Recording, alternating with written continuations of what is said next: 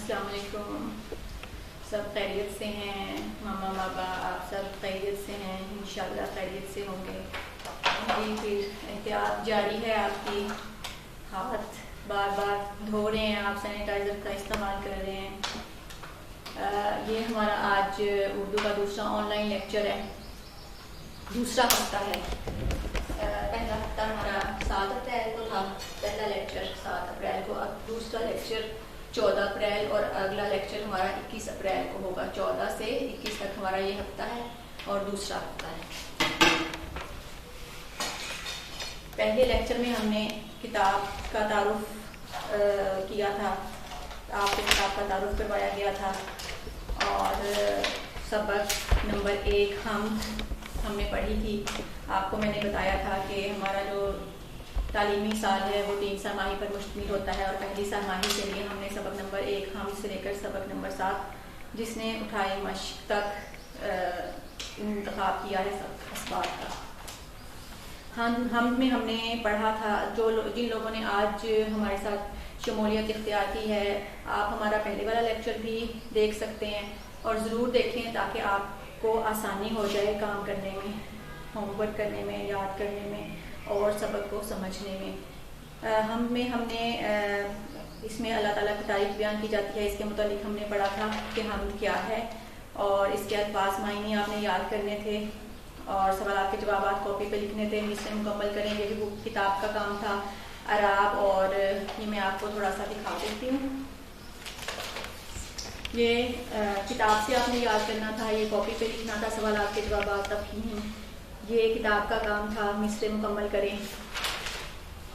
یہ بھی اعراب لگانا یہ کتاب کا کام تھا. یہ بھی کتاب معمے میں سے الفاظ تلاش کریں. اس کے بعد واحد جمع بھی کتاب پہ ہی آپ نے حل کرنے تھے, اور فعل, ماضی, حال اور مستقبل کو سمجھ کر اس کو کتاب پر لکھنا تھا. اور یہ کاپی پر لکھنا تھا آپ نے اشعار کی نثر, اور جملے کتاب پر ہی حل کرنے کے لیے دیے گئے تھے. تو یہ کام آپ نے امید ہے کر لیا ہوگا, یاد بھی کر لیا ہوگا, اور کاپی کا کام بھی ضرور کر لیا ہوگا. اور اگر ابھی تک مکمل نہیں ہوا تو اس کو کر لیں تاکہ آپ ہمارے ساتھ ساتھ اور ہم آپ کے ساتھ ساتھ چل سکیں. آج ہمارا دوسرا لیکچر ہے اور دوسرا سبق ہے سبق نمبر 2 نعت. سبق نمبر 2 نعت ایک نظم ہے, شاعر ہیں الطاف حسین حالی.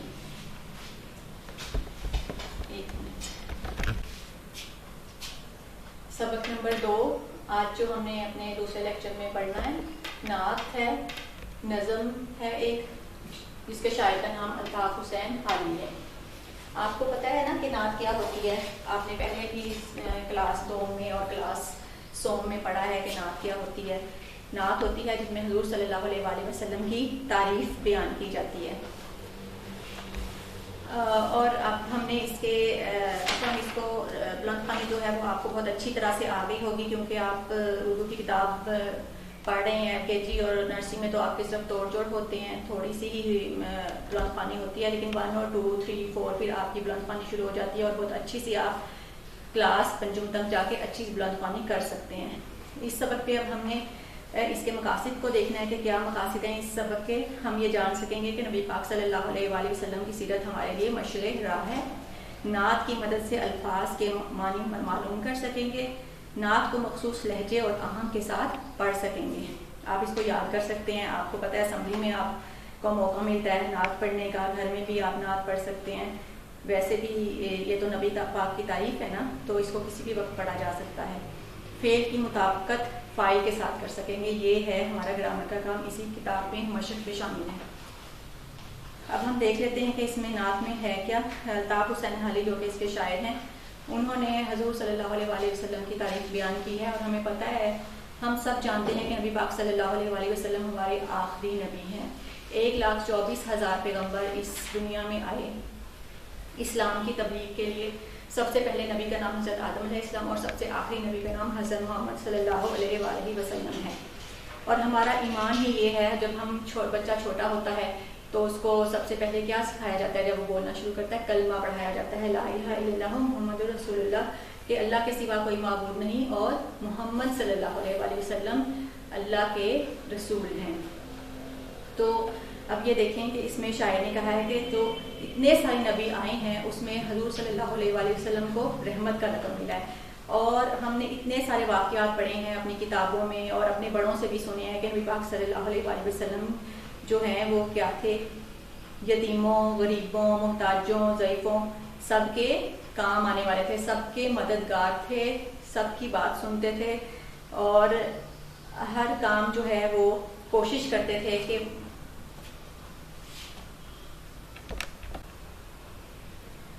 نبی پاک صلی اللہ علیہ وآلہ وسلم جیسا کہ آپ کو معلوم ہے کہ غریبوں، محتاجوں، یتیموں سب کے والد تھے، سب کے مددگار تھے، وہ سب کا آسرا تھے۔ تو مصیبت ہو اپنوں پہ ہو یا غیروں پہ ہو سب کے کام آتے، اور دوسروں کو بھی انہوں نے اسی بات کا درس دیا۔ آپ کو پتہ ہے اسلام سے پہلے عرب قبائل بہت سارے قبیلوں میں بٹے ہوئے تھے اور لڑائی جھگڑے ہوا کرتے تھے، لیکن ہمارے اسلام جب آیا اور حضور صلی اللہ علیہ وآلہ وسلم نے آ کر اسلام کی تبلیغ کی اور بہت ساری مشکلات کا سامنا کیا۔ آپ کو پتہ ہے کہ ان کو کتنی ان پر پتھر برسا کرتے تھے، ان کو برا بھلا کہا جاتا تھا اور ان کو دیوانہ بھی کہتے تھے، تو پھر بھی اور ہر خطا کار جو کہ غلطی کرتا ہے اس کو معاف کرتے تھے۔ اسی طرح سے انہوں نے جو ان کے لیے برا سوچتے تھے ان کے دل میں اپنی جگہ بنا لی، جیسا کہ ایک دفعہ حضور صلی اللہ علیہ وآلہ وسلم کہیں جا رہے تھے تو راستے میں ان کو ایک بڑھیا ملی، اس بڑھیا نے اپنا سامان جو تھا وہ اپنے کندھوں پر اٹھایا ہوا تھا، وہ بوڑھی عورت تھی، تو حضور صلی اللہ علیہ وآلہ وسلم نے ان کو کہا کہ میں آپ کا سامان اٹھا لیتا ہوں، میں آپ کی مدد کروں، تو اس نے کہا کہ ہاں جی آپ ضرور، کیوں نہیں۔ تو حضور صلی اللہ علیہ وآلہ وسلم نے اس بوڑھی عورت کا سامان اپنے کندھے پر اٹھا لیا۔ کچھ دیر گزری تو اس بوڑھی عورت نے آپ سے کہا کہ یہاں پر ایک نوجوان آیا ہوا ہے، وہ جادوگر ہے، وہ ہمارے بتوں کو برا بھلا کہتا ہے، ہمارے خداؤں کو برا بھلا کہتا ہے، تو اس سے دور رہنا، وہ بہت برا انسان ہے، وہ اس کی بات میں ایسا جادو ہے کہ ہم نہ چاہتے ہوئے بھی اس کی بات پر ایمان لا سکتے ہیں، تو تم بھی یہ شہر چھوڑ جاؤ، میں بھی یہ شہر چھوڑ کر جا رہی ہوں، مکہ سے جا رہی تھی۔ تو جب وہ پہنچ گئی اپنی جگہ پر تو حضور صلی اللہ علیہ وسلم نے اس کا سامان اس کے حوالے کر دیا، اور جب جانے لگے تو اس عورت نے حضور صلی اللہ علیہ وسلم کو مخاطب کر کے کہا کہ اے نوجوان، یہ تو بتاتے جاؤ کہ تمہارا نام کیا ہے، تم نہایت ہی شریف انسان ہو۔ تو حضور صلی اللہ علیہ وسلم نے فرمایا کہ اتنی دیر سے جس شخص کی آپ تعریف کر رہی تھی میں ہی وہ محمد ہوں صلی اللہ علیہ وسلم۔ یہ سن کر اس بوڑھی عورت کی آنکھوں میں آنسو آ گئے اور وہ قدموں کے بل زمین پر گر پڑی اور اس نے اسلام قبول کر لیا۔ تو یہ تھے ہمارے محمد صلی اللہ علیہ وسلم۔ آپ جو ہیں وہ جو بھی قبیلے تھے ان کو آپ نے شیر و شکر کیا، اور آپ غارِ ہیرا سے وحی لے کر آئے اور اس ڈوبی ہوئی قوم کو جگایا۔ الطاف حسین حالی نے حضور پاک صلی اللہ علیہ وسلم کا یہ ارشاد بھی نقل کیا ہے کہ کسی مسلمان کے لیے جائز نہیں کہ وہ اپنے مسلمان بھائی سے 3 دن سے زیادہ قطع تعلق کرے، اس لیے ہمیشہ مل جل کر ہمیں رہنا چاہیے۔ اگلا صفحہ ہے صفحہ نمبر 8۔ یہ الفاظ معنی ہیں، یہ ہم نے کتاب سے یاد کرنے ہیں۔ شیر و شکر، پھول مل کر، قبائل قبیلہ کی جمع، بد اندیش مخالف دشمن، درگزر کرنا معاف کرنا، سوئے قوم قوم کی طرف، نسخہ کیمیا سونا بنانے کا طریقہ۔ اب اسی میں سے یہ جو الفاظ معنی ہے اس میں اہم الفاظ بھی تقریباً یہی ہیں، یہ ہم دیکھ لیتے ہیں۔ اہم الفاظ جو ہم نے بلند خوانی سے لینے ہیں اور اس کی پریکٹس کرنی ہے، گھر میں مشق کرنی ہے۔ اہم الفاظ: ملجا، ضعیفوں، درگزر، شیر و شکر، نسخہ کیمیا۔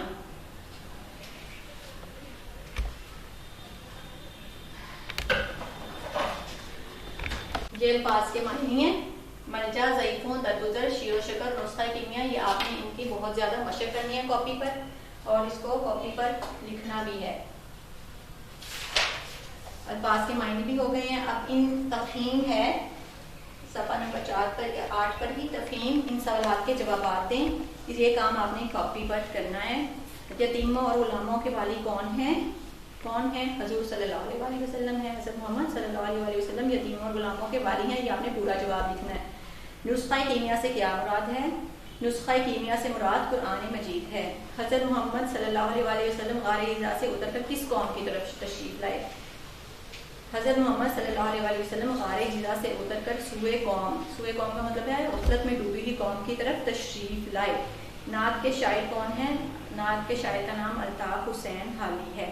یہ کام آپ نے کاپی پہ کرنا ہے، حاشیہ لگا کر، دن اور تاریخ ڈال کر. نیٹ کاپی جو آپ کی گائیڈنس اسکول سسٹم کی کاپی ہے اس کے اوپر آپ نے اردو کی کاپی کے اوپر یہ کام کرنا ہے.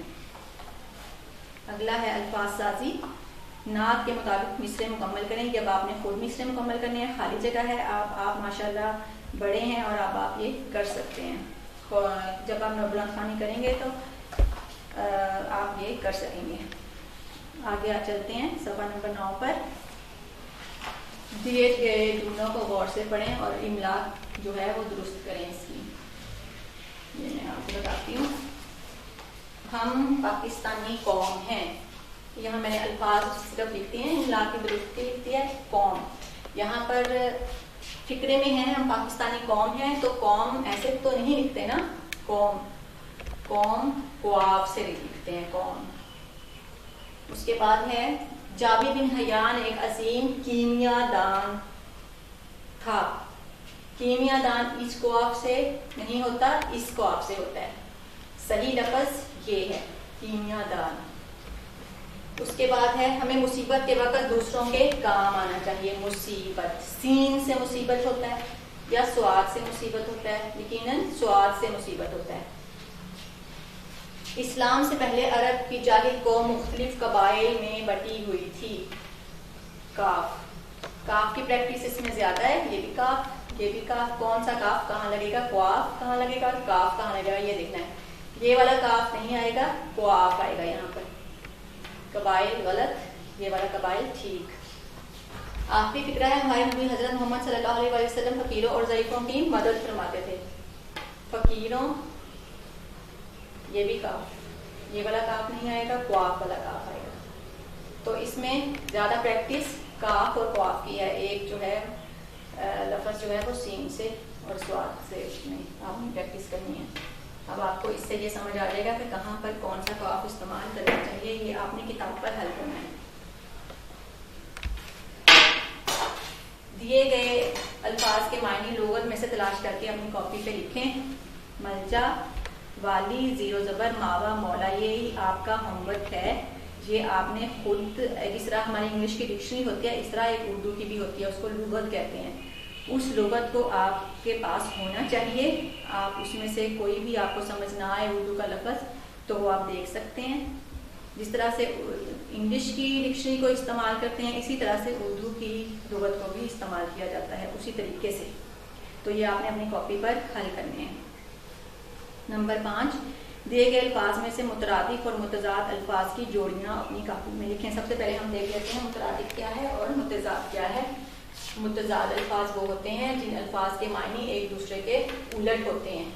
جیسے آپ انگریزی مضمون میں ورڈز اینٹونیمز کرتے ہیں اسی طریقے سے یہ متضاد، اردو میں ان کو متضاد کہتے ہیں. متضاد الفاظ کہلاتے ہیں جن الفاظ کے معنی ایک دوسرے کے الٹ ہوں، متضاد الفاظ کہلاتے ہیں. جیسے کہ سست، چست، زندگی، موت ایک دوسرے سے الٹ ہے نا، تو یہ ہوتے ہیں الفاظ متضاد. مترادف الفاظ کون سے ہوتے ہیں؟ جن الفاظ کے معنی ایک ہوں وہ ہم معنی یا مترادف الفاظ کہلاتے ہیں. جیسے میں نے آپ کو پہلے بھی آپ کی اس میں ہے انگریزی مضمون میں ورڈ سینونیمز. اسی طرح سے الفاظ مترادف ہوتے ہیں جن کے معنی اس لفظ کا معنی وہی ہوتا ہے، ایک ہی ہوتا ہے. اگر وہ مترادف ہوگا تو بھی اس کا معنی وہ لفظ کا مطلب وہی ہوگا، لفظ ہوگا تو اس کا مطلب وہی ہوگا. جیسے زندگی کو حیات بھی کہتے ہیں اور سبزی کو ترکاری بھی کہتے ہیں. یہ لفظ آپ کی کتاب میں ہیں. اس میں سے اب آپ نے نا ان کی جوڑیاں بنانی ہیں اور اس کو کاپی پر حل کرنا ہے. لکھا بھی ہو کر کے کاپی پر حل کریں. اگلا صفحہ ہے صفحہ نمبر 10. جملوں کے مقابل دیے گئے اصول پڑھیے اور ان کی مدد سے فعل اور فاعل میں مطابقت قائم کریں. یہ بھی کتاب کا کام ہے اور کتاب پر کریں گے. ابھی میں آپ کو فعل اور فاعل کا فرق بتاتی ہوں. جی بورڈ پر دیکھتے ہیں فعل کیا ہوتا ہے اور فاعل کسے کہتے ہیں. وہ فعل وہ ہوتا ہے، وہ لفظ ہے جس میں کسی کام کا کرنا یا ہونا پایا جائے. فعل ہے جس میں کسی کام کا کرنا یا ہونا پایا جائے. اور فعل عام طور پر فقرے کے آخر میں آتا ہے، جیسے فیصل اسکول گیا. اب گیا ایک کام ہے، جانا ایک کام ہے نا. استاد نے کہا، کہنا، حکم کرنا، بات کرنا، یہ بھی ایک کام ہے. میں بازار جاتا ہوں، جاتا. مالی پودوں کو پانی دیتا ہے، پانی دینا بھی ایک کام ہے. اس طرح سے جو بھی ہم کہیں آنا جانا، کھانا پینا، سونا اٹھنا جاگنا، یہ سب کیا ہے؟ یہ فعل ہے اور یہ کہاں آتا ہے؟ فقرے کے آخر میں. اب فاعل کسے کہتے ہیں؟ کام کرنے والے کو فاعل کہتے ہیں. اب جو بندہ کام کر رہا ہوتا ہے وہ فاعل ہوتا ہے اور فاعل جملے کے شروع میں آتا ہے. عموماً فاعل کے بعد نے آتا ہے جسے علامت فاعل کہتے ہیں. جیسے ماں نے کہا، کہا کیا ہے؟ فعل اور ماں فاعل، کیونکہ ماں نے کہا ہے. سرفراز نے انعام حاصل کیا. سرفراز کیا ہوا؟ فاعل. سرفراز نے کو انعام ملا تو کام کرنے والے کو کیا کہتے ہیں؟ فاعل کہتے ہیں. انعام حاصل کیا، حاصل کرنا کیا ہے؟ فعل ہے. فیصل گیا اور امجد آیا. اب اس میں فاعل کون کون سے ہیں؟ نام ہے جنہوں نے کام کیا، جن لوگوں نے، وہ فیصل ہے اور امجد ہے، وہ ہیں فاعل. گیا اور آیا فعل ہیں. آپ کو اچھی طرح سے سمجھ آ گیا ہوگا کہ فاعل اور فعل میں کیا فرق ہوتا ہے. اب آپ نے یہ فعل اور فاعل کے یہ جو الفاظ ہیں، جیسے مثال اوپر دی گئی ہے کتاب میں، احمد دوڑتا ہے. دوڑنا کیا ہے؟ فاعل واحد اور تو فعل بھی واحد ہوتا ہے. اگر لوگ زیادہ ہو جائیں تو پھر ظاہرہ کام بھی اسی حساب سے ہوتے ہیں، فعل بھی اسی حساب سے ہوتا ہے. اس طرح سے لڑکے ڈیش کھیلتے ہیں، لڑکے ہیں نا، جمع ہے فاعل تو فعل بھی جمع ہوگا. نادر پڑھتا ہے، نادر کیا ہے؟ فاعل ہے لیکن ایک ہے، واحد ہے تو کام بھی واحد ہی ہوگا. یہ آپ نے سارا اس طرح سے پور کرنا ہے. اب اگلا ہے لکھائی کی مہارت. دیے گئے الفاظ کے جملے بنا کر اپنے کاپی میں لکھیں. خطا کار، غریبوں، مفاسد، فقیروں، غم. یہ آپ کا کاپی کا کام ہے. یہ آپ نے خود جملے بنانے ہیں اور اپنی کاپی پہ لکھنے ہیں. آخری ہے اس شعر کی تشریح لکھیں. خطا کار سے درگزر کرنے والا، بد اندیش کے دل میں گھر کرنے والا. یہ جو شعر ہے اس کی تشریح آپ نے اپنی کاپی میں لکھنی ہے. اب آپ کا یہ والا سبق تو ختم ہو گیا ہے. اب آپ نے کاپی والا کام میں نے آپ کو ساتھ ساتھ بتا دیا کہ کون سا کام آپ کا کاپی پہ ہوگا، کون سا کام آپ کا کتاب پر ہوگا. آپ نے اسی طریقے سے کام کرنا ہے. اور آپ کو نوٹس جو ہیں 3 کے واٹس ایپ بھی ہو جائیں گے، اردو کی بک کے بھی، کتاب کے نوٹس بھی واٹس ایپ ہو جائیں گے اور کاپی کے نوٹس بھی واٹس ایپ ہو جائیں گے. اور آپ کو پتہ ہے کہ ہمارا واٹس ایپ نمبر کیا ہے؟ آپ کو میں نے لکھوا دیا تھا پہلے والے اپنے لیکچر میں، تو اس کو آپ نے سیو رکھنا ہے اپنے موبائل میں اور کوئی بھی ضرورت پڑے تو آپ اس پر کال کر سکتے ہیں.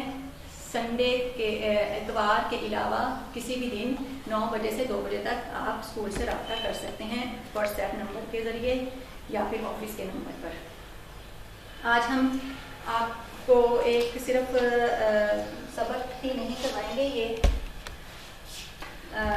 خط جو آپ کی سلیبس میں موجود ہے، آپ کے سلیبس میں جو یہ والا گرامر کا کام ہے اس میں خط ہے. والد کے نام. خط پڑھائی کے بارے میں بتانے کے لیے. کہانی پیاسا کوا. درخواست فیس میں کمی کے لیے. مضمون میرا مشغلہ. یہ 4 چیزیں ہیں آپ کی جو آپ نے پہلی سہ ماہی میں کرنی ہیں. سبق تو الگ ہے نا، سبق نمبر 1 سے سبق نمبر 7 تک، لیکن یہ آپ کا کام جو ہے یہ بھی ہے. یہ آپ نے سارا کام اپنی کاپی پہ لکھنا ہے اور آپ کو یہ واٹس ایپ کے ذریعے مل بھی جائے گا. اور ابھی میں آپ کو خط لکھنے کا طریقہ بتاتی ہوں. جی، خط لکھنے کے لیے سب سے پہلے آپ حاشیہ لگائیں گے کاپی پر اور دائیں ہاتھ پہ اوپر لکھیں گے کمرہ امتحان. کیونکہ کمرہ امتحان ہم اس لیے لکھتے ہیں کیونکہ ہم اسکول میں لکھتے ہیں، یہ پیپروں میں لکھتے ہیں، جب یہ خط لکھتے ہیں تو کمرہ امتحان جب ہم گھر میں لکھتے ہیں پھر تو ظاہر ہے یہ نہیں لکھیں گے آپ، آگے تاریخ لکھیں گے، جس دن آپ خط لکھے گا اس دن کی تاریخ لکھ دیجیے گا. میں آج آپ کو بتا رہی ہوں اس لیے میں نے آج کی تاریخ لکھی ہے 14 اپریل 2020 عیسوی. کمرہ امتحان سے نیچے تاریخ آئے گی، پھر نیچے آ جائیں گے اور کاپی کے درمیان میں پیارے ابا جان لکھیں گے، کیونکہ ہم ابا جان کو خط لکھ رہے ہیں اپنی تعلیمی قابلیت بتانے کے لیے، اس لیے مخاطب کیا ہوگا؟ پیارے ابا جان. اور اس نشان کو کیا کہتے ہیں؟ استجابیہ. اس نشان کو کہتے ہیں استجابیہ نشان. اب نیچے آئیں گے، پھر داہنی طرف السلام علیکم لکھیں گے اور پھر یہ استجابیہ نشان لگائیں گے. اب یہ جو 3 لائنیں ہیں اس میں اب آپ نے خود لکھنا ہے کیا مواد آپ لکھنا چاہتے ہیں اپنے ابا جان کو اپنی تعلیمی قابلیت کے بارے میں بتانے کے لیے، کیا بتانا چاہ رہے ہیں وہ آپ یہاں پر لکھیں گے. میں آپ کو اس کا خاکہ بتا رہی ہوں کہ خط کو کس طرح سے لکھا جاتا ہے. آخر جب ہم اس کا کریں گے تو ہم السلام لکھیں گے اور آپ کی پیاری بیٹی یا اگر بیٹا ہے تو پھر آپ کا پیارا بیٹا اور پھر نیچے اپنا نام لکھیں گے. اس طرح سے آپ نے اپنی کاپی پر خط لکھنا ہے اور اس کو آپ نے یاد بھی کرنا ہے. یہ آپ کا اس ہفتے کا کام ہے. میں نے آپ کو ساتھ ساتھ کتاب کا کام بتا دیا، کون سا کاپی پر ہوگا کون سا کتاب پر ہوگا، اور آپ نے یہ سارا جو ہے صفحہ نمبر 2 یاد بھی کرنا ہے اور لکھنا بھی ہے اور خط بھی یاد کرنا ہے اور لکھنا ہے. آپ کے پاس پورا 1 ہفتہ ہے. اگلا ہفتہ جو ہمارا وہ 21 اگلے ہفتے جو ہم تیسرا لیکچر ہمارا ہوگا تو 21 اپریل کا دن ہوگا انشاءاللہ، وہ ہمارا تیسرا لیکچر ہوگا. اور آج تک ہمارا جو لیکچر تھا وہ اختتام پذیر ہوا. اب آپ یہاں سے اٹھ کر اپنے ہاتھ ضرور دھو لیجیے گا اور اپنی احتیاط ضرور کیجیے، پوری احتیاط کیجیے. سینیٹائزرز کا استعمال کیجیے، ماسک کا استعمال کیجیے، باہر مت جائیے، گھر میں رہیے اور خوش رہیے. شکریہ. اللہ حافظ.